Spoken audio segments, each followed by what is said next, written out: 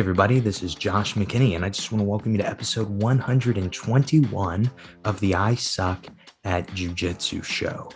So today, I have on Matt from Epic Roll. I think you guys are really going to love this interview, but I need to preface it with something really quickly. So I kind of announce on this interview the title and the idea behind the ebook that I've been working on. But even though it is completely ready to be released, just like I said it would be at the end of this episode, it turns out that there were two things that I decided needed to go with the ebook. One being a course, like a video course for people that don't like to read or just need better application of the information from the ebook. And two being a super secret, but you guys will find out about it in like 3 weeks. And so I'm not able to release the ebook yet. So in like 3 weeks time, we'll be able to release all three of those things at the same time.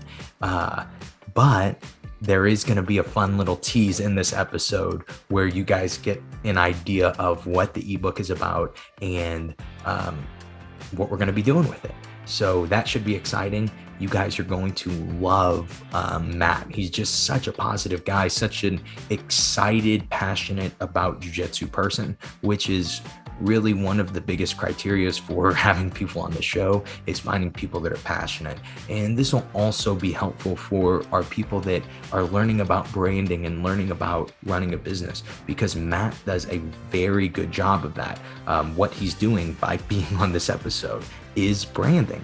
And so you can see how he brands himself and hear about the businesses that he runs. And so this will be helpful for a lot of people. And I think you guys are really going to love this episode. Let's go ahead and jump right into the episode.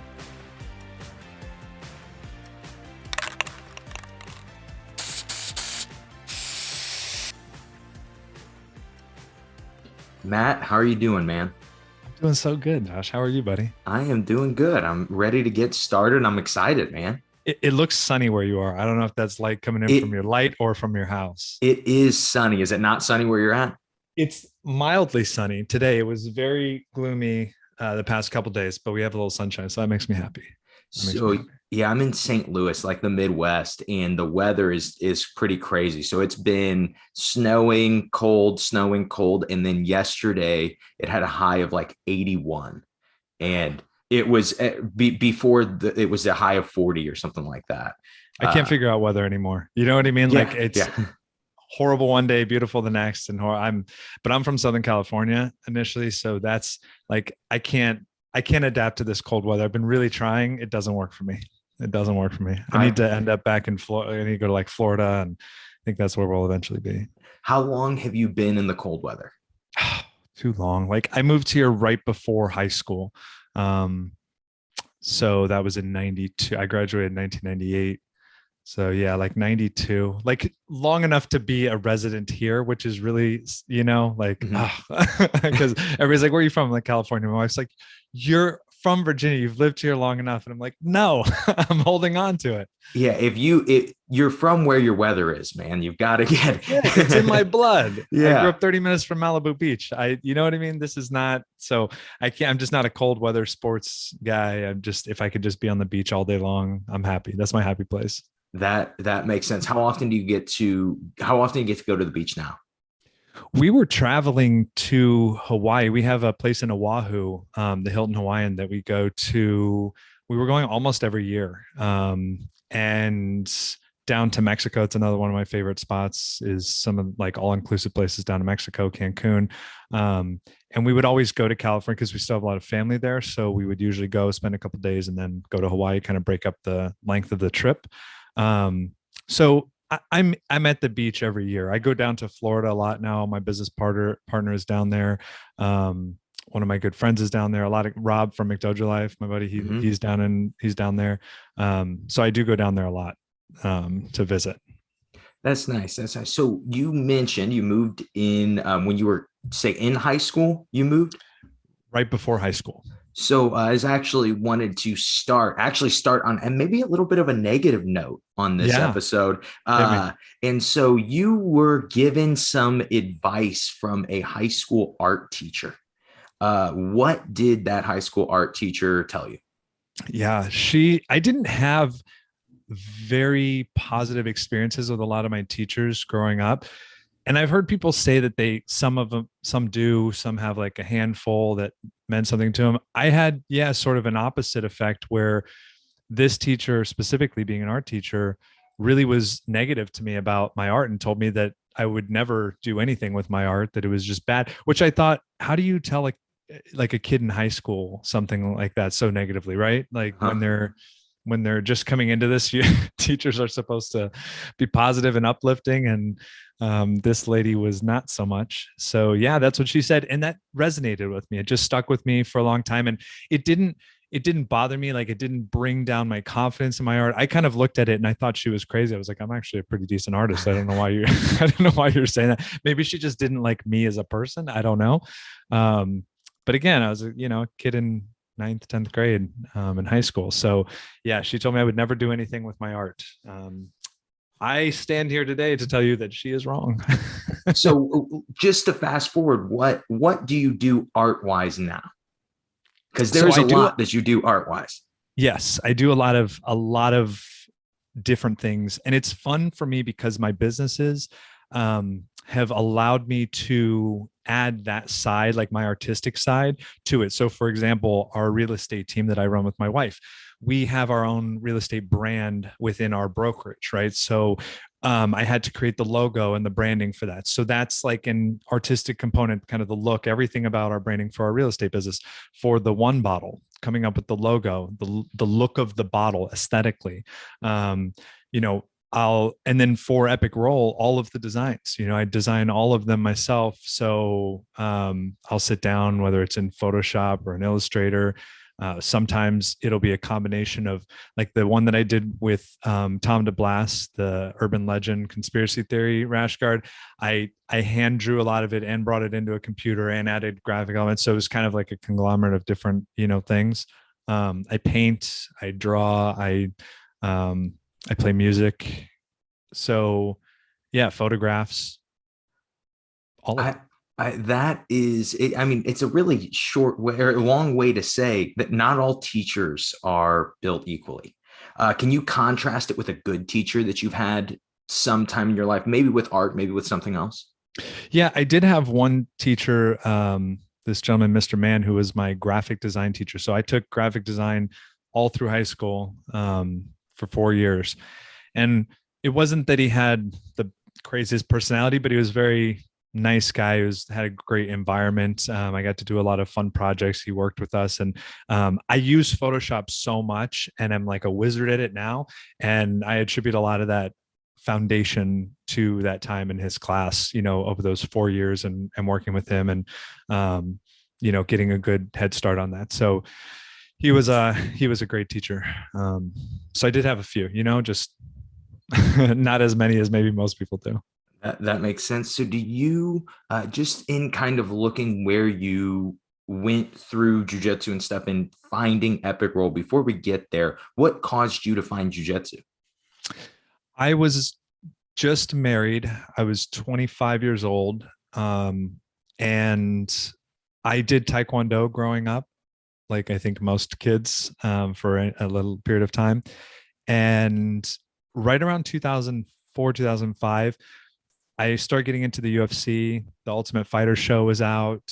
And so I started learning about grappling through that show, and was like, this is interesting. It seems like really dominating, and seeing Hoist Gracie fight. And so I went online and I Googled jiu-jitsu schools in my area, and not knowing anything about, not having like, I didn't have a prerequisite. I didn't have a list of criteria. I didn't have any of that. It was just, at the time I had a graphic design and marketing company, and I saw this one website that I clicked on, and they had a good website.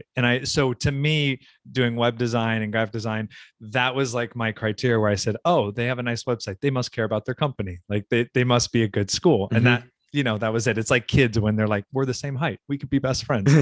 So I went and checked it out. And within the first day or two of training, I just fell in love with it. It was a very different upbringing, I think, than how I see people integrated now. Like through our school, for example, when we have new white belts come in, everybody's so welcoming and loving and huggy and, this and that.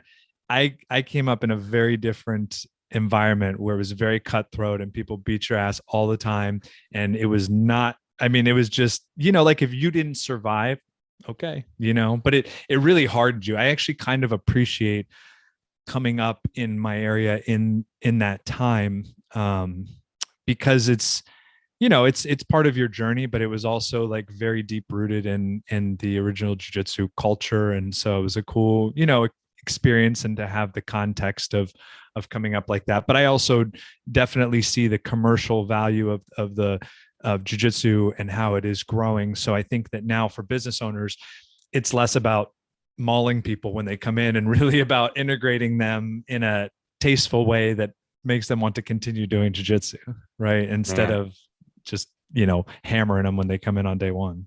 That hasn't really gotten to the Midwest yet. We still just hammer people, man. Really? Some places still do. I would say that we're subtle. We give you at least the 2-week trial before we start beating you up really bad. That's lovely. That's very nice of you to do. Do you notice how much harder it was to learn back then versus how it is now? Or do you feel like you were able to learn back then the same? So I did something when I first started, and it wasn't really told to me, but it was something that I obviously recognized, which was training with a lot of higher belts. So when you come in as a white belt or a blue belt, you want to win. Obviously, you don't want to lose all the time.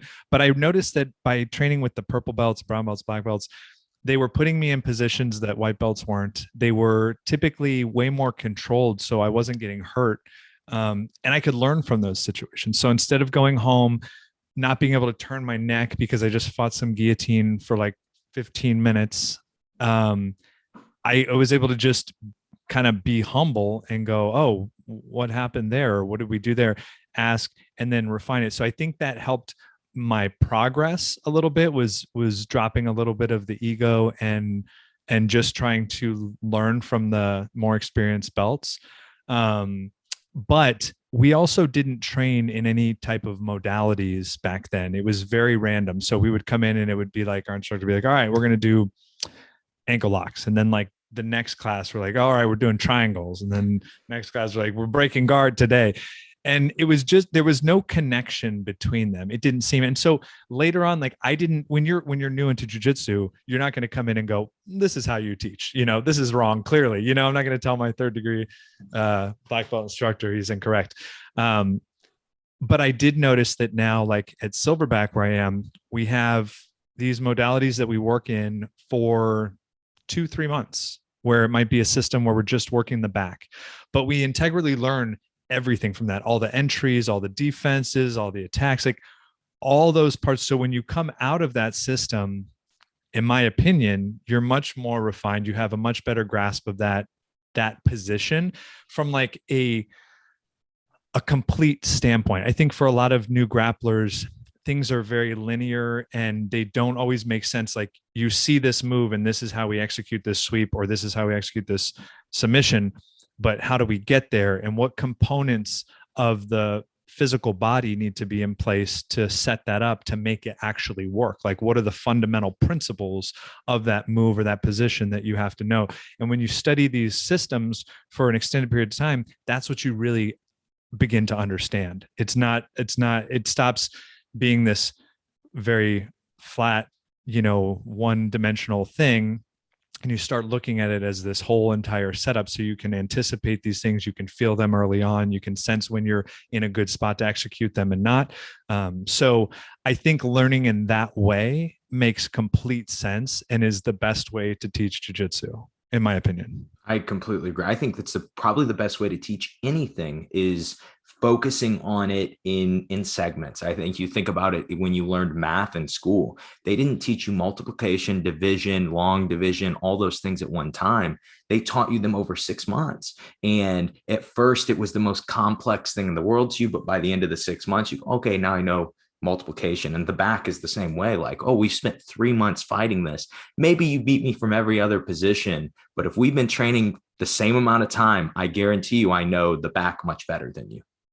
100%. We have got, like, when we were doing the front headlock system a couple months ago, and we had a tournament, and everybody was catching all of their people in the tournaments in front headlocks. You know what I mean? So just because you're spending time in that, you're really understanding it way more. How much can you, as a newer grappler, take a position on one class, practice it once, and then everybody just wants to roll after, right? And then the next class, it's something totally different. I mean, honestly, sometimes I go back and I'm like, what the hell did we do? Like, what was that? You know what I mean? I can't even remember. So to go out of order and whack, like, just like you said with math, that's a perfect example. That would be crazy to teach somebody. Like, they're not going to go addition, then division, then fractions, then multiplication. That, it has a systematic progression. And so I think the jiu-jitsu is so big and vast that you can really have fun with that. Like, when you think about studying a position for months on end, think about the complexity of most,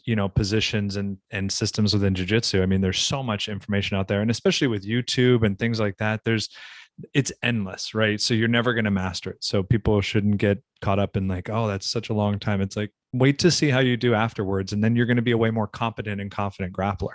Mm-hmm. And if you want to get good at anything that matters, it's just going to take a long time. If it didn't take a long time, it wouldn't matter, That's exactly right. That's exactly right. So on your just in your stories, you've run businesses, you've been an entrepreneur your whole life?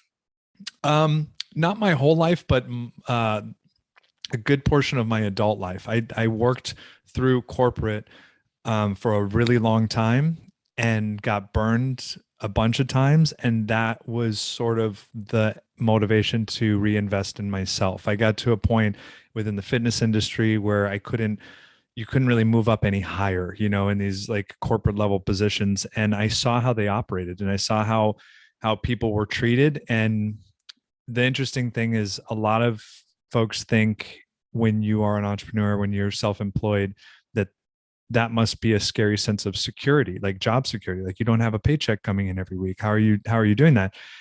And my philosophy was just always that if I believed in myself and if I wasn't willing to fail, then I didn't necessarily have to worry about it.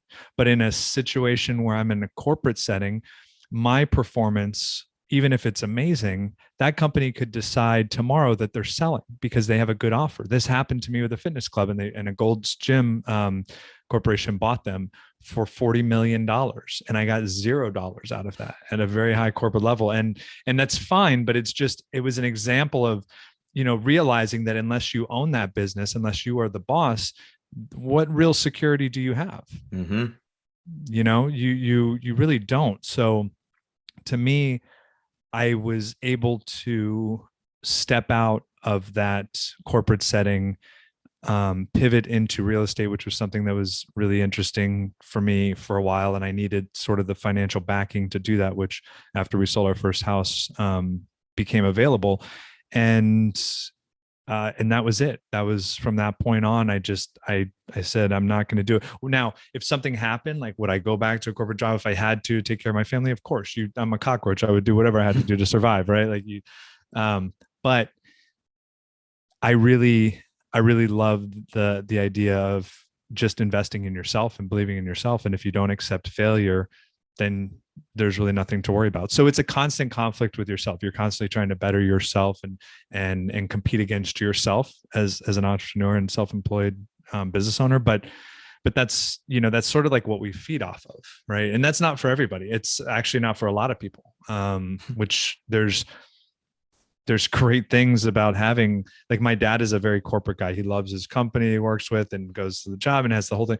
And that's awesome. At the end of the day, I think people should just do whatever they are, whatever they feel fulfilled doing, right? Like, whatever it is this is the first time in my life that I've felt like I am in the place and doing the things that I should be doing in my life. And that's I think a very unique and special place to be in your life, because I know so many people who spend so much time working jobs that they hate, doing things they don't, that don't fulfill them as humans. And they do just, chasing a dollar, which I understand and, I get. But if you can find a place in your life where you are doing doing the Lord's work, doing what you should be doing, then then that's fantastic. It could be working at a grocery store, it could be whatever, working at UPI, it doesn't matter. But as long as you as a person are happy with that, then that's, I think, what matters the most. Man, I completely agree with that. I think it's such a scary idea, but I think that a lot of people now in this time after the pandemic, after seeing what security gets you, or what we think security is, and that it's not very secure, and that you really are responsible for caring about yourself and your family. And when people started to realize that, or a lot of people I know that I feel like never would have realized that, have realized that over these last few years. And I think that there can be good, that comes out of the pandemic. Obviously, not a great situation, but I think that there can be good, and that will be hopefully one of the big things that comes out of it. Yeah. So, how old were you when you started that? When you started real estate? I started real estate in 2014. 2014. So it's been like 7 years or so. So, how long on the entrepreneurial journey did it take for you to try to marry jiu-jitsu and business? Was Epic Roll the first thing that you went after? Yes, I would jiu-jitsu for sure. And it was more of like a beautiful accident, really. It wasn't really some intentional thing. I knew eventually, once I kind of got into it, that it could be something great. But I think initially I was just kind of doing it for myself and some friends, and so yeah, that was the first time where I put that together because of drop shipping. I don't know if you're familiar with that, but that's, there's so many things now that are available as tools and resources. So when people complain about they can't do this, they can't do that, that blows my mind, because we literally live in the most opportunistic time of history that there ever was ever. And so now is a great time to try things. Like, it takes gumption, it takes being assertive, and putting yourself out there, but the resources are there for sure. I didn't know how to start a clothing brand. Like, I had no idea, no, zero. I had to figure everything out from, the back end side of it, and taxes and inventory. I mean, just it's so much, and it became a complete full-time second job, an income source for my family. But yeah, that was the first time that I kind of looked at an opportunity within jiu-jitsu, to make a business.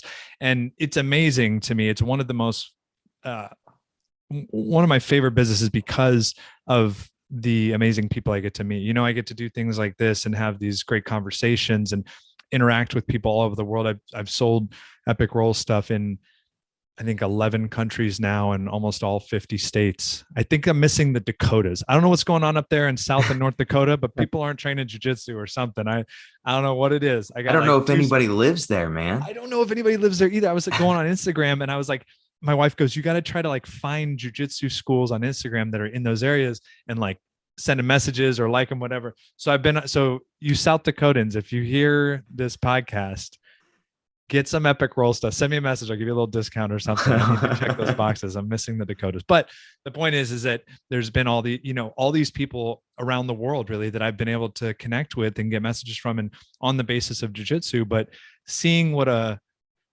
how well received it's been motivated me to just kind of keep going. And that ball just kept rolling and getting bigger.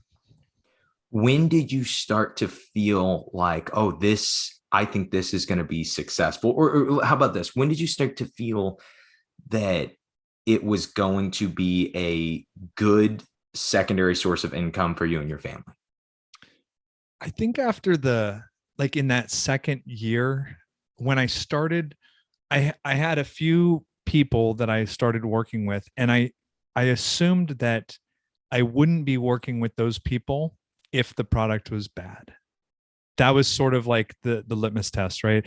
When I started working with Chewy and Tom DeBlas, and Rob from McDojo Life, I started thinking like objectively, if my stuff was garbage, if it really wasn't good, then I don't think that these people would be working with me. They wouldn't be endorsing it. They wouldn't be wearing it. Um, you might get some mercy buys, right, from people that Yeah. like if your stuff is like, okay, that's cool, dude, way to go. Um, but when I started to see when Tom and I did the Save Our Children gi project, it blew me out of the water. Like, I mean, obviously we were leveraging him as a Hmm. person, but I was working with him. And then the rash guard, design that I did, um, it, I saw how well received that was. I saw how everybody was really, really digging that. And I thought, maybe this, maybe this is something. And I don't know that I really sat and had that specific conversation. It was just that I kept having to take on more and do more and buy more, and it evolved from like t-shirts to then rash guards and gis and shorts and belts and all these different things.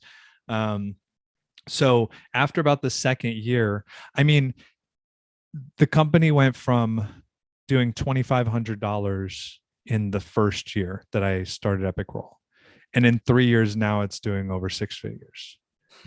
That's So awesome. I feel like in that short period of time, like that's a pretty good growth cycle. Uh-huh. And but it is literally a completely whole job. Like I spent most of the day yesterday packing up jiu-jitsu orders for this rash guard nogi project that we just did. I got in, and then Jeff Glover's stuff is being sent to me like this week. So I'm sending that. So I'm like constantly at the post office, constantly sending stuff out, answering emails, doing, additional projects that I'm trying to work on with people. And I think that's really become one of the challenges is that is leveraging like my time to be able to handle these, because I'm in that weird spot where I don't want to pass up on any opportunities as a small business, especially with some of these amazing people. Right. But you having a balance of your time, like that's something I struggled with in the past when I was working in the fitness business and was a VP of a chain of 17 health clubs. I was making really good money, but I was working my ass off, and like I didn't see my family, and I was just working on that grind mode the whole time, had no balance. And it was kind of a bad time in my life, to be honest, because because I didn't have that with my family. You only have like one component. Your health and fitness suffers, your diet suffers, all these things, but you're like, oh, my bank account's going up. So I had to really get crafty and try to organize my day in a way that made sense to allow me to work on all these, because I have different businesses that all require different amounts of time at different times. And so it's something that I still struggle with it. I'm still trying to be better at that. I was up to like 1:30 in the morning yesterday, doing stuff with packing orders and doing this and that, because it's just what it takes. It's what it Hmm. requires. But I have this vision of Epic Roll being one of the, top jiu-jitsu brands, clothing brands on the market in the next 5 years. And so with that comes the requirement of me to hustle and work really hard and keep doing what I'm doing. And hopefully not mess it up along the way. What what steps need to be taken in the next 5 years to get you there? I think that I need, like any normal company, I need some strategic partners to come in, because there are, there's unique people out there like I want to say James Dyson products. I think he is the sole owner of that company. He was able to leverage, loans and different things to get to a point where he was the sole owner. It's like few and far between of companies that are able to do that. And I think for me, I've got, as I mentioned earlier, the drop shipping side of things, which really allows me to be creative with the design. So I can put out 100 different t-shirt designs and have them all available for people, and they're not costing me anything to have those just sitting there, right? So when somebody orders it, they print that shirt on that size and that design and send it to them. When it comes to rash guards, gis, shorts, I have to hold inventory on all of that. So like I had to make a $14,000 order the other day just to re-up the inventory to keep in my house. And so that balance of constantly buying inventory, what people are going to want, because it's still an expensive thing to do, and then offering more. So every time I'm like, hey, you have no idea how many other rash guard designs and gi designs I have that I haven't even dropped because it's just it's just like it takes, I'm in the middle of projects, and it takes time, money, and effort to do that. But I think that if I had the right partners and financial backing, that we could go gangbusters out, and really leverage, like, the to me, the one of the best values with Epic Roll has been the ability to work with people and develop their brands, like Mason Fowler, right? Mhm. He's a big, well-known grappler. Didn't really have like his own brand of stuff. He didn't really have that, which I thought was crazy. I'm like, how have there not been these other companies that have gone out and pursued this? Mhm. Like, I said, hey, if I can come up with a badass design and present it to him, and he likes it, then great. And so that's all I've done. So with Jeff Glover, with McDojo Life, with Killcliff now, Energy, all these things, it's just been, my side has been come up with a cool design, and then use them to kind of put it out there. So I think I could be doing a lot more with that. I've had to just kind of tell myself that the company is as big as it is, and it doesn't have to be any bigger than that. It's more just my own personal thing, right? Like, I want to take it and go, it's what it is now. If we could just expand and have this go to everywhere else, people dig Epic Roll. I mean, that's just like, it's like a good middle of the ground brand. It's not too in your face. It's not too aggressive. And, guys, women, children, everybody seems to kind of dig it. So I think I think in the next, like, you know, between now and the next 5 years, I'm going to have to get some partners to be able to grow it, to where I think it needs to be. I mean, you're, as a one man team, like with anything in life, like you can only get so far. And Mhm. I have that conversation of trying to figure out, am I doing the company a disservice by trying to stay as just this one man operation? Because people send me messages, hey, when are you going to have this out, or when is that coming out, or are you going to do this, and all of it's just like, man, okay, well, we could be doing all of that, like if we had a couple $100,000, like we could be doing all that stuff. So even with sponsorships, with tournaments, I've got some amazing opportunities to have some teams and some upcoming tournaments, and all of it's centered around money, money and time. And so that's the paradox, is trying to figure out how to take on what you can, and but not, you know not ruin any of the opportunities that are kind of out there. I don't want to tell somebody, no, I can't do it. Like, I've got a guy, a buddy of mine, Professor Jungle James, who is doing the coming high rollers tournament, and wants me to do his whole team's, no-gi gear to wear that, and he's huge on social media, and he's an amazing guy, and it's like such a cool opportunity, and I totally want to do it. And I'm like stressed because I'm working on that too while I'm doing all these other things. So it's tough, man. It really is tough. Um, let's go to, yeah, I'll do this question first. If you could hire any one thing out on Epic Roll for free, what would it be? If you get to just hire it out, it's free for you to do. What would you hire out? Probably like all the packing of the orders, taking care of all of the shipping and packing.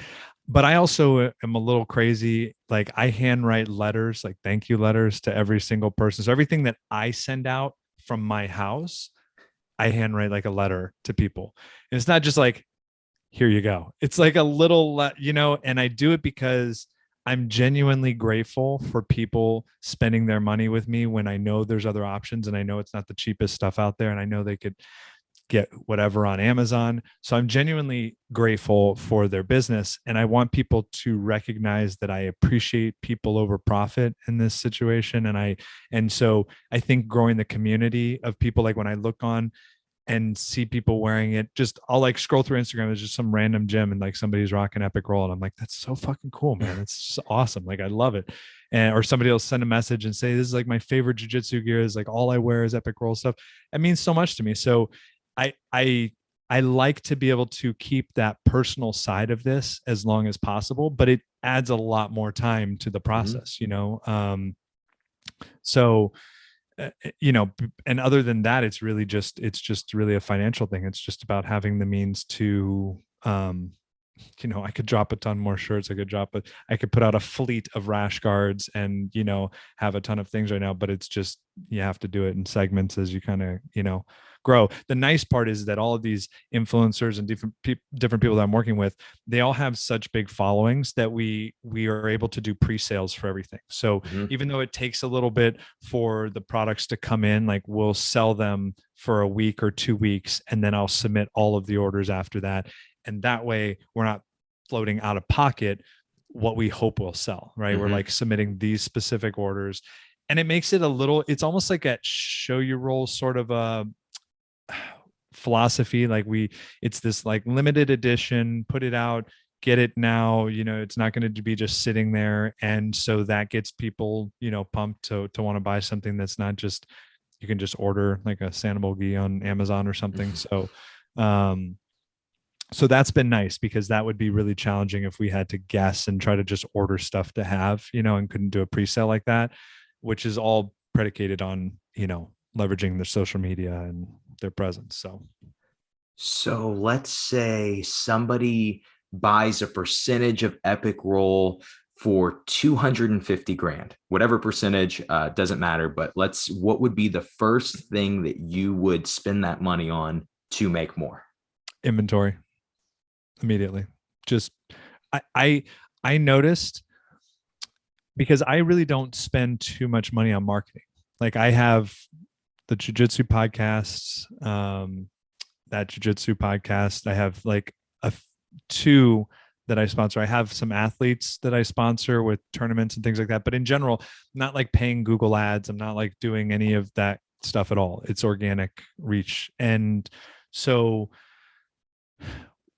when I'm seeing, $4,000 to $7,000 of sales coming in every month without any type of, other marketing besides like the podcast stuff, that to me is motivating. So I know when I look at my inventory and I see a bunch of things that are out of stock, I know I'd be selling those right now if I had them. So it's just, that's really what it is. I would load up on inventory and have that available so that I could, because the profit margins are there for sure. I'm able to do it where I still make, a little money off of it, but it's not crazy price. Like I think like people are charging $65 a pair of shorts, or like $70 a round. I mean, it's just, I know it didn't cost you that much to make it. You know what I mean? Like, come on, like cool brand, but I'm just saying that like, so I don't want to gouge people. I just want to make it something fair that everybody can afford and can buy, but that's like good quality. So I think inventory would be the main thing, because I could put out a lot more designs, if I had that. So where did the name Epic Roll come from? Man, my brain, my crazy brain. I was actually going to do some jiu-jitsu videos with a buddy of mine. And we were going to just do like some intermediate and beginner videos. It was just like an idea. It was kind of like a dumb idea. I was like, let's make some videos. And so I thought, oh, I'll buy like a URL so that we can put these videos on there. And Epic Roll popped in my head, and I was like, oh, that's kind of cool. And then I went out and saw it was available, and I was like, huh. And I went and I got like the trademark and all the URLs and everything. And I've had people come up to me and they're like, bro, I have no idea how you got that URL, like how you got that name, like it's because it's I hear the word epic all the time from everybody. Yeah. YouTubers, everybody's, oh, it was epic, or this was that, so much. And so it just was like one of those names that just stuck. You know what I mean? It was just one that was just, we had an Epic Roll. Like it was an Epic Roll. That was great. Like that was, and so it kind of was perfect, because I think some brands, it's challenging. Like I'll look at it and I'm like, well, first of all, I don't even know how to pronounce that. I remember seeing Fairlinks the first time and I was like, what is that? How do you, what is it? I'm like, maybe I'm an idiot, but I thought it was just a very, like kind of cool, chill. And it kind of had this like SoCal vibe. Like it was kind of representative of me, like that Epic Roll thing, just sort of, it came from somewhere inside of me for some purpose, obviously. But I really liked it. And I really liked how it was kind of benign in a sense that women, children, men, like everybody could get behind it. You know what I mean? There's certain ones, like if you had a really aggressive like tap out logo, show me the chicks that are wearing that aren't trying to be ironic. You know what I mean? Like at like a Kiss concert or something. Like so so I think that it's just one of those kind of easy to digest brands that kind of resonate. It was easy to remember, and so thank you God for giving me that one. That's awesome. That's all. It's funny that is literally like the same place I got the I Suck at Jiu-Jitsu show name from. I had a video. I was going to make a YouTube channel on explaining different jiu-jitsu principles and philosophies, but it wasn't meaning like I suck at jiu-jitsu. Well, then what happened was I started the podcast and I was like, man, I really like the name for the show. It's like, I wonder if people are going to think like, oh, the host must suck at jiu-jitsu. And I was like, you know what? Maybe I do. Sounds good. I'll just go with it. And I like it. It's memorable, right? Yeah. You know, that's what matters. It's like how, there's a book called Made to Stick. Can't remember the author's name, but it's all about marketing and branding and those type of things. And I mean, it makes a difference for sure. Having something that, is easy to remember and kind of works for everybody. And I think a lot of my stuff, even with ideas for designs for shirts, I try to spend time meditating. I try to spend time just being detached from my phone and just letting my brain be open. Like I'll go outside and just look up at the stars a lot at night and just be, visualizing what it is that I'm trying to accomplish or what goals I'm working on. I remember being in the shower one time and I was like, just thinking about something, and Jens Pulver's name popped in my head. And I was like, oh, Jens. And I worked with him back in the day, like doing some design stuff for some t-shirts. And I knew his manager, Brian Butler, really well. Cause he used to manage some local MMA fights that I was in, when I started jiu-jitsu. And so I sent him a text and I was like, hey bro, how's it going? Whatever. And we just started talking again. And he's like, hey man, I'm going to be in Virginia doing this. We're doing like this whiskey. They were doing a whiskey for him, for his brand. So it went from like just having this, like his name randomly popping in my head from me just kind of clearing my thoughts out. And then flash forward like a month and I've got a whole film crew and I'm sitting at this place and I'm interviewing him and doing this whole like interview in this badass whiskey barn place and just got to hang out with him. And you know what I mean? It was like, it's like I manifest that, put myself into that spot, with him, which if I hadn't contacted him, I wouldn't have known, it wouldn't have been a thing. There's been lots of those things with design and opportunities that have come from me, like as crazy as it might sound to people, like just clearing my thoughts in my mind and like getting rid of the chatter, from phones and computers and everything that blasts you all day long. Like it's hard to have your own thoughts sometimes. So when you can detach from that, that's where I find that whatever the universe or your body's trying to tell you, you can actually hear what it's saying, right? When you can actually stop and listen and focus and go, okay. And so that happens very regularly for me, like those mindful moments of just quieting my mind and coming up with an idea. And then I'll write it down in notes and then sit down on my computer and I'm like, hey, and it was like this shirt, the submission shirt, like a crossword puzzle. I was on an airplane and I saw a guy working on a crossword puzzle and I saw him doing it. I was like, I was like, I suck at crossword puzzle. I was like, but that'd be cool if there was one that was all jiu-jitsu names and submissions and stuff. And so then it was just about bringing the design together in a way to, to make it a t-shirt. But I was just, some dude I saw on a plane doing a crossword puzzle and just. I'm going to take a random stab. This could go the wrong way. I could be completely wrong. Okay. Do you learn jiu-jitsu more by feel or do you learn jiu-jitsu more by study? Feel. So do you find that you learn better by just rolling or do you find that you learn better with drilling too? I think drilling is great. I've never really gone in. I've always said, I'm going to go in and just drill. Never happens. Like we will drill, but for example, we do it in sort of a different way. Like if we are working on the back, when class starts, the whole first bit of class and warm-ups are all positional sparring from that position that we are working on, right? Resetting, getting out of that position, going back in. then we go into technique, and then we'll go into rolling. I have a dojo at my house, so I'll have like some of my guys come over and we will drill stuff, here.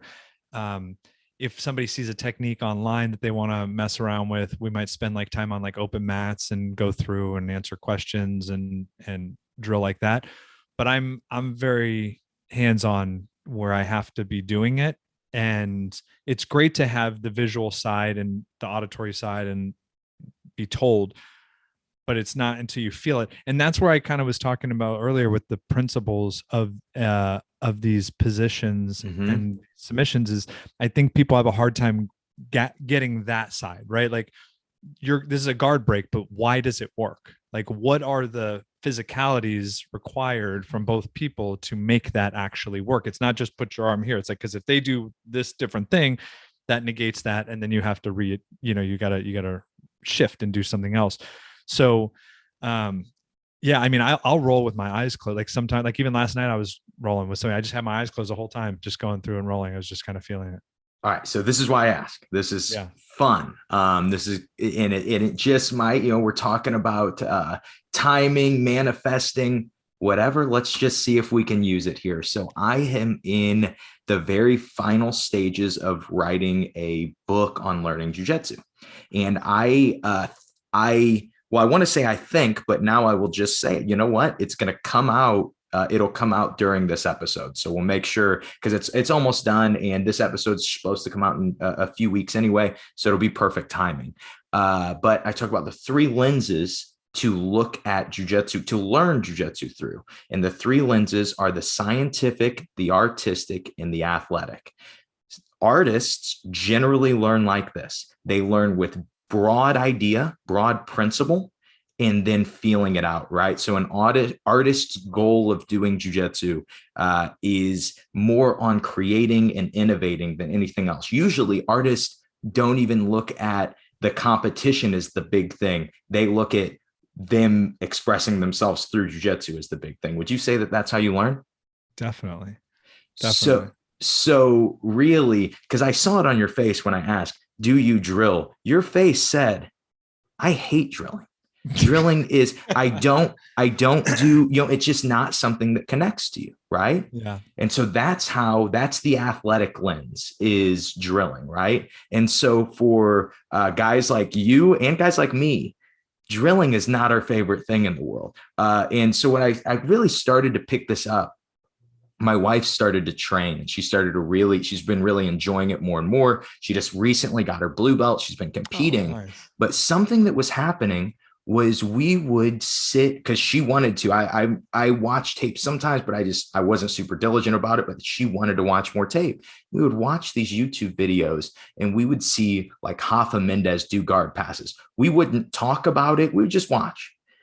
A few weeks later, I would be like, man, I've really been hitting this Rafa Mendez guard pass. And then I would watch her in training and she would be doing the same thing. And I started to recognize, wait, she hates drilling. She just likes getting inspired through watching jiu-jitsu, through whatever. Are there things that you watch that you see that inspire your jiu-jitsu? Definitely. I mean, I recognized a while ago that I'm so far from mastering this. Like I find myself to be a pretty good grappler. I can hold my own, and I think I can represent as a black belt well, but there's so much to learn, and so anything new. I mean, I'm such a nerd with jiu-jitsu in general. It doesn't take much to get my attention. You know what I mean? With just techniques. And so I watch a ton of videos, tournaments. Like I've recently, because I'm getting ready to compete in the Charleston Open. So I've been watching like a lot of IBJJF high level grapplers, specifically how they're starting matches, what takedowns they're going for. Cause I have to make adjustments. I'm 41. So I've broken body parts and knees and messed up. So I can't shooting for doubles and all that kind of stuff. It's not my bag. So, I have to make some adjustments for that. But I watch a lot of that and love it. I think it's awesome. But I think the sparring is hard because I'm doing it, but I completely recognize that this is not how it's going to go when we're actually grappling. Like you're not going to just sit there and let me pass your knees and do this and do that. So I prefer to have a little bit more of a realistic drilling session Mhm. where don't let me do this move. I'm going to work on this move, but don't let me do it. So I can then figure out, well, when somebody's trying to stop this, what do I need to shift to? Like most high level grapplers, even with passing, you're not passing on lane one. You're like going to the first thing, then you're pivoting to the second, and then you're getting passed on the third move, right? It's like a dynamic movement. Rarely do you ever just see somebody go whoop and they just go right past Uh-huh. in high level, right? So I appreciate just that side of it more. That to me resonates more. I feel like I'm growing more and have a much better realistic sense of what that position entails than if you're just laying there as I have a grappling dummy downstairs, right? So if Hmm. I want to try little things, like I'll do stuff like that. I'll go in and mess around with it. But for the most part, yeah, I like to work with just people and actually sparring. That makes perfect sense. Something we found with like athletic or with artistic learners is that they would much rather play what we call designated winner than they would actually drilling. Designated winner is, hey, I'm passing. I win every time. I get the guard pass every time, but you give me firm resistance. You make it really, both of our jobs is to get me better at guard passing here. Exactly. And man, that is something I just in recognizing. And that was just as you talked, I was like, I bet this guy's an artistic learner. So I just wanted to take that Yeah. little segue for a second. You were spot on, brother. All right, good. So I kind of wanted to move into with the Epic Roll brand. What are some things that you would say define Epic Roll? Hmm. Well, I wanted to, all of the designs for Epic Roll have just come from me and expressing my artistic side through what I assume is cool. Things that I think are cool designs, things that I think everybody will wear. So I think what is unique is that the brand in general and the designs are meant to be for everybody.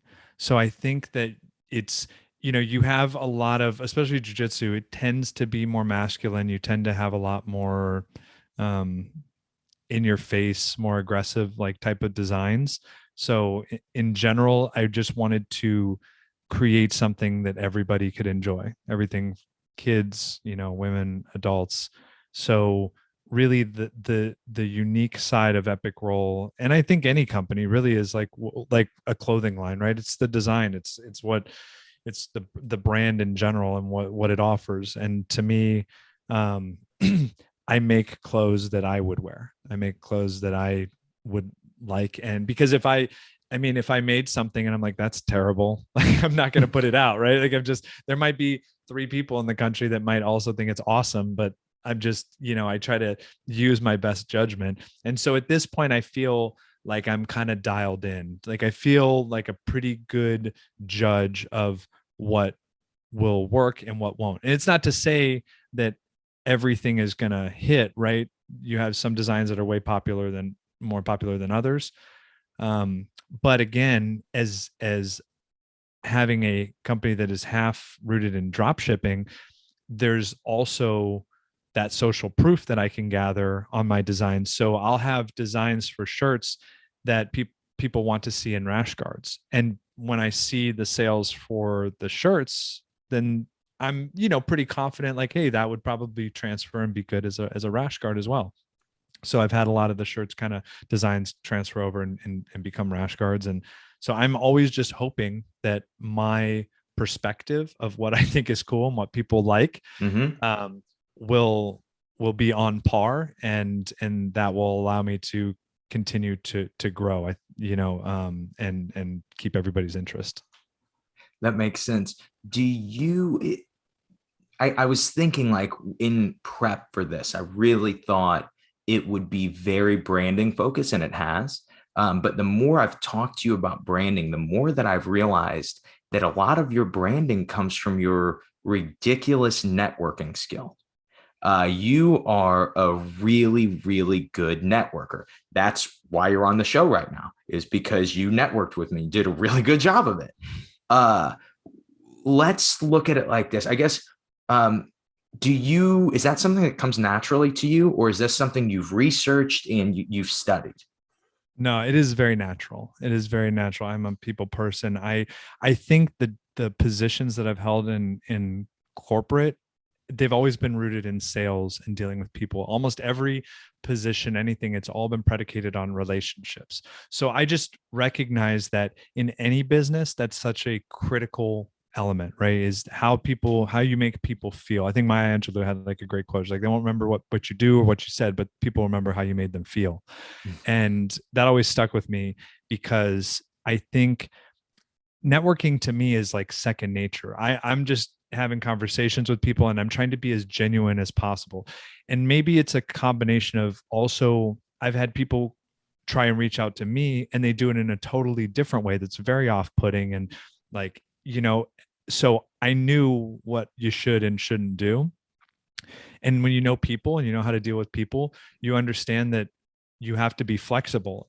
I listen to how people speak and their body language and all these different things and mirror them and do things to build rapport and be genuinely empathetic um and a lot of it has to do, I think, with also just trying to be like an interesting person. If you're going to deal with a lot of different people, there's a lot of different hobbies, there's a lot of different events, there's political things, there's things in the world, there's history, there's all these kind of things that I think it's important to be kind of well-rounded as a person so that you can have a conversation intellectually with any kind of, I've done podcasts with people in Australia talking about random stuff. And it's like, it's good to have a good little base of that. So you understand. Um, and the networking side, if you're a genuine person and you have good intentions, that's like a huge first step. You know what I mean? That's like a big, huge first step to take in mastering that. But that has been absolutely like critical in the success of Epic Roll for sure.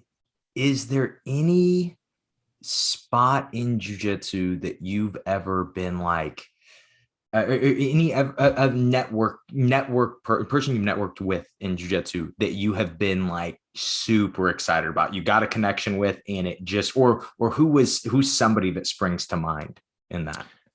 Um, man, so many. Like, I mean, honestly, I think when I first started working with Chewy, I told my wife when the way that I kind of got connected with him was I saw all of his YouTube videos and I just thought, hey, this seems like with his podcast, all stuff, this seems like a good, relationship. Like maybe I can reach out to him and my wife was like, he has his own brand. Like he's not gonna mess with your stuff. Like, what are you talking about? And so I was like, okay, here's how I'm going to contact him. I recorded a video of me introducing myself, with like good audio, lighting, introducing myself, telling him who Epic Roll was, just so there was like a person, right, that he could see. Um, I said, here's a bunch of my stuff. I just want you to check it out. If you want to wear it, cool. If you don't, cool. If you never want to talk about it again, totally fine. I just think you're a cool guy. I love what you're doing, and I would respect, I respect you, and just would love some feedback on what you think. And I recorded that video and I put it on a Chewbacca hard drive. Like I went and I ordered a Chewbacca hard drive from Amazon. I put it on there, wrote a note, packaged it all up, sent it, and I thought to myself, like, if that guy gets this package and sees that somebody took the time to like record a professional video and put it on a jiu-jitsu or Chewbacca hard drive and all this stuff and just totally ignored me, then he's probably not like my people, right? He's probably not like a guy that I would interact with well, because it took a lot more effort than just sending a message. And well, that worked out because, that went from being like, our sponsoring with the podcast. Now we do consistent, one-off projects together. I've been on the podcast. I'm going to be on again like in April, and it's been amazing. So that relationship has been phenomenal. Chewy and Eugene are awesome guys. Tom DeBlas, Rob from McDojo Life. That's another guy who I've just he has put me in some of the most fun and exciting situations. I got to go out to California and be on the documentary that is going to be coming out, and hang out with Mike Beltran at his house. And just, I mean, I'm so grateful for some of these people. And really, the beauty is that we're all like actual friends. These things were rooted in genuine conversation, this isn't corporate America. So that's kind of the cool part about this industry is Rob and I do whatever we want. Like we make the decisions we want with the projects and all of this, and it just allows for that flexibility because there's not corporate. It's not all, so it's really nice to be able to take each situation and go, what's going to be best for this, and how do we work together to make it mutually beneficial. And with like Rob, he's sponsored with Killcliff, and when they saw the stuff that we were doing, they asked me to design a gi, and I did, and they loved it. And then that spawned into, now I'm designing their jiu-jitsu gear, like rash guards and gis and stuff for their athletes. It's amazing. It's honestly, it's so cool. So I thrive on the networking, bro. Like that has been, you put yourself out there. I might, like if somebody shuts you down, okay, that's cool. It's no big deal. It's like sales. You chase the no's, right? Because then after a certain amount, you get your yes, and then now you know what your stat is. Now I got to go chase 200 no's to get my yes, and I'm good to go. So in this case, I rarely have any pushback. Like I've been very, it's been very cool with all the people that I've been working with. So I don't really have to deal with too many assholes at all. But yeah, that the networking, man, it's been huge. Thank you, Instagram. That's awesome. It's funny. Again, if you would have asked me same question about big networking successes, Chewy would have been the first person that I would have been like, yeah, I'm friend. I got to teach at Chewy school. We're friends now, but it came from similar. I didn't record a professional video. You one upped me on that, but just like, having met him in person and then starting to reach out. And like, if Chewy, something like that, you sending him that video, he's going to be like, oh, this is awesome. He's going to talk about it on a YouTube video or something, he's going to be excited about it. And huge. Yeah. And it's just, man, it's so important if you want to be in the business space of anything, but of jiu-jitsu, that you have to know people. You've got to have those connections. Do you think, what are some things that, I'm sure you get messages from people wanting sponsorships and things like that. What are some things you think people do wrong when they reach out to, let's just say, your company specifically? I've had a few companies reach out that have random products. And it was funny because Chewy always talks about like how he gets people sending him stuff all the time. And he's like, I'm not going to endorse that. Like he's not just going to take people's money to sponsor a podcast to like promote shitty products. Like he just won't do it. Which I respect completely that he does that. So I've had some companies contact me and they'll say, hey, we have this awesome thing. We'd love to work with you. We love your brand. And I'm like, all right, well, let's see what's up. We can check out the products, and they'll be like, all right, so we'll give you a good deal on the first purchase. And then if you promote this, and they're asking me to spend money like right out of the gates with them. And I'm like, oh, that's not how this works at all. Like, that's not at all how this works. I've sent out a tremendous amount of free products to people, like in building the brand. I'm still only concerned with growing the brand. The money is there. I'm concerned with that. That's why I stay up till 1 o'clock in the morning packing Chewy orders, because it's Epic Rolls on there and it's awesome, sending them to Germany and Ireland and Russia. And so I think that's one thing, is make sure that when you reach out to people that you don't ask them to do a bunch of stuff for you right out of the gates. It's like that, what's in it for me sort of a thing.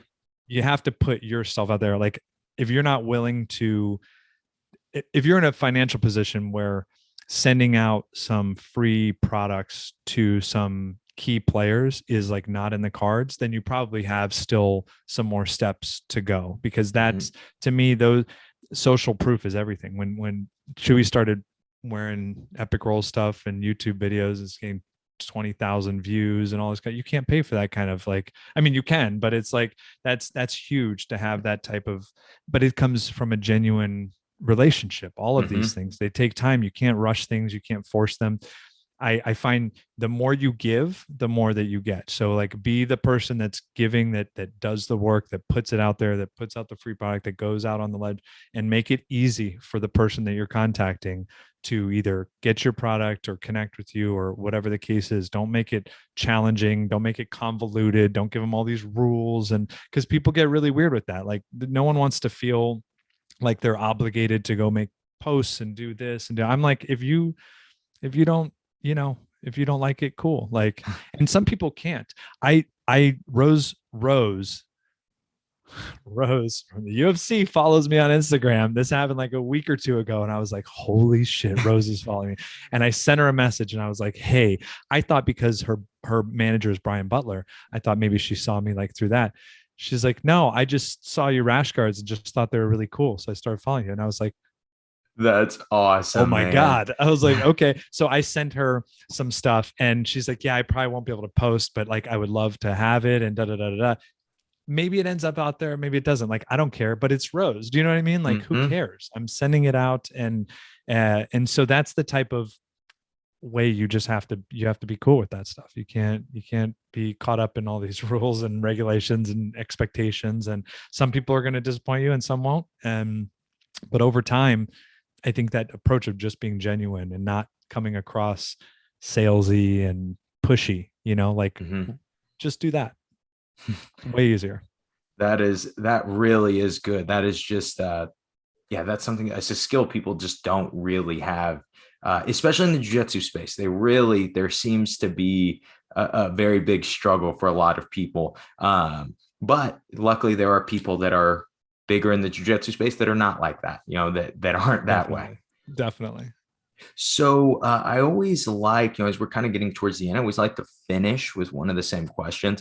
And I'm really interested to hear your answer on it. What is some of the best jujitsu related advice that you have ever gotten? And it doesn't have to be technique, it can be anything kind of related to jujitsu. Well, my first instructor who has passed away, he he always used to talk to us about patience, and you're especially like coming in when I was 25, right? So I was like right in that prime and wanted to train all the time. And then I got into MMA and started fighting. And so I wanted to do all this stuff and conquer the world.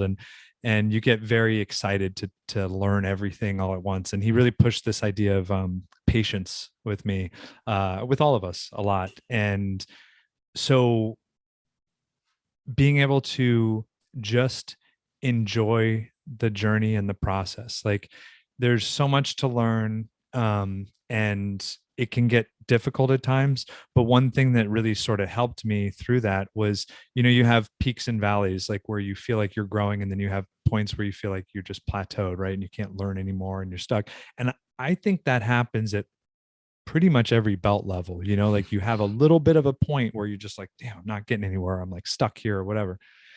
Now there's so many videos, there's YouTube, there's so many resources that I would I would be told, hey, just if you're frustrated, go and focus on something in jiu-jitsu that is really interesting to you, and just in the background do that while you're doing your normal training. But like, let's say for example, like triangles is like my favorite submission, right? So whenever I would have an issue with maybe feeling stuck, I would just focus on triangles. I would go back and start watching all the videos and like different entries and where can I get, I can hit it from this spot or this, or work on my defense. And it occupied my mind a little bit, just so that during that time, I didn't feel so frustrated. I got to focus on just, kind of working on this other technique, and that ultimately helped me keep going, because the whole point was whatever advice I could give to anybody about jiu-jitsu or that I've been given was about longevity. It was like how to be smart and train the right way so that you can keep going, because the tragedy is to start and then stop. Some people don't attach to jiu-jitsu like the way that we do, some people it's not for them. That's cool. But like the people that do get into it, man, it like once you got bit by that, you're just like all in, and then it just becomes such a part of your life, that it can be frustrating if you feel like this really important thing in your life, you're not progressing and you're getting hammered all the time. And, that can be really frustrating. So I think having a few techniques, just like breaking a habit, right? Like if you constantly smoke, there's neurological ways that you can do other tasks and associate that feeling of wanting to smoke with something else. And it takes time for your brain to kind of pick up on that pattern, but there's ways to do it. So if you're constantly getting stuck in jiu-jitsu or you're feeling like you're plateauing, cool, you can just focus on some other stuff, um, deep dive into some other aspects of it, which the information's out there, And then usually by the time you're done with that, you're back and you're kind of out of your, thing, and you're back in your groove. And so I think just getting perspective and like being told that some of these things exist because they're intangibles, or these things that just exist in the ether of jiu-jitsu, but you don't really know that they're there until somebody tells you about them. So I always try to just give advice about longevity and training smart, and taking care of your body, because if you try to go in and be a hero all the time, like that has a life expectancy on it. You can only do that for so long before your joints and everything else starts hurting. And so for me to be able to stay on the mats as long as possible, that's the goal. So a lot of the advice I was given was based around that notion of patience and training smart so you can stay on the mats. What age do you think you won't be able to train anymore? Oh man, my son he's been asking, like, he's like, when do you think I'll be able to tap you out? Like he was saying like 18, and he's 16 now, and he's like my height at 185 pounds. I'm like, damn, man, it might be sooner than I thought, but you know, so I don't know. But I think, I hope as long as I can. I hope that I'm well into my 60s and 70s and still rolling. Um, we shall see. Right. Do you think the day that your son taps you out that he's going to be doing more chores or something like that? I'd like to say yes, but the reality is I'm so proud, right? Like every time I roll with him, and I mean, now like I roll with him and I'm like, wow, you're like a little man. Like you can't just push you around and do whatever. Like now he's tapped purple belts at our school. He's an orange belt, he's getting his blue belt this year, but he's tapped out blue belts, purple belts at our school. Like it's crazy. It's like weird, so I'm super stoked for him. But that's, again, I started both my kids at like 5 years old with jiu-jitsu. So they got like a 20-year head start, on me. Yeah, that's bananas. And then they're just getting bigger and stronger, as you're getting older.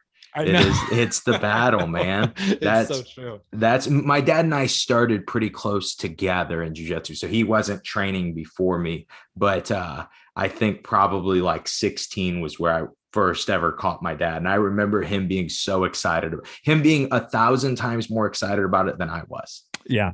Yeah. You can't not. I mean, it's like they're the future. I finally got my brother-in-law to start training after being married to my sister for like 7 years. And I finally got him on. He's a blue belt now and just loves it. He's going down to compete too, with me. And it's awesome once they actually, once people actually hop on board and get into it and start training. And now I said, we're like starting like a Gracie thing, like in our family, like we're getting our sons and everybody's all the black belts, and we're just going to slowly just kind of keep bringing grapplers into the family and keep growing it. So that's the goal. That's awesome, man. Yeah, we promoted my wife to blue belt and took a picture of my dad and I and her. And I was like, man, we got a jiu-jitsu family now. You do. That's awesome. Man, Matt, thank you for being on. Is there anything, any places people can follow you or anything like that? Yeah, so I'm mostly Instagram. Epic Roll is on Facebook, Twitter, and Instagram. I hate Twitter. I hate it with a passion. But Instagram is definitely the main place. So if people want to send me DMs or check it out, and follow the page, help the community grow, I would definitely appreciate it. Awesome, man. Awesome. Anything you want to say to finish? No, just thank you, man. Thanks for having me on. I hope people get some value from this, and thank you for letting me tell you a little bit of my story and share some of your morning. Yeah, thank you, Matt. It was really good to have you on, man. Thanks, buddy.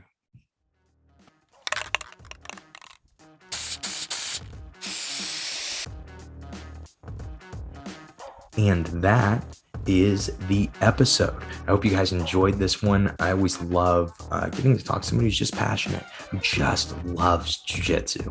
And that was what it was talking to Matt, and also loves business and loves branding and loves a lot of things, but just a passionate person. It's always great to get to be around and experience other passionate people. So I hope you guys liked that one. I hope you guys got something out of this episode.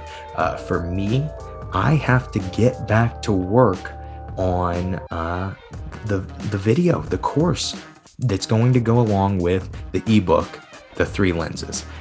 So that is the super secret name. Don't tell anybody because it's not out yet. You don't know what website it's going to be out at, but I promise you, these 3 weeks of anticipation, actually the year of anticipation for people who listen closely to the show and have heard me reference this book, I really, really don't think that it's going to disappoint. I think that it is going to be super, super helpful to a lot of people and how they train jiu-jitsu. But more on that later. I hope today's episode helps you guys because you enjoyed it. I hope that you learned something from the interview with Matt. I hope that you guys are as excited as I am about the three lenses. And most importantly, I hope today's episode helps you suck just a little bit less at jiu-jitsu. Have a great day, guys.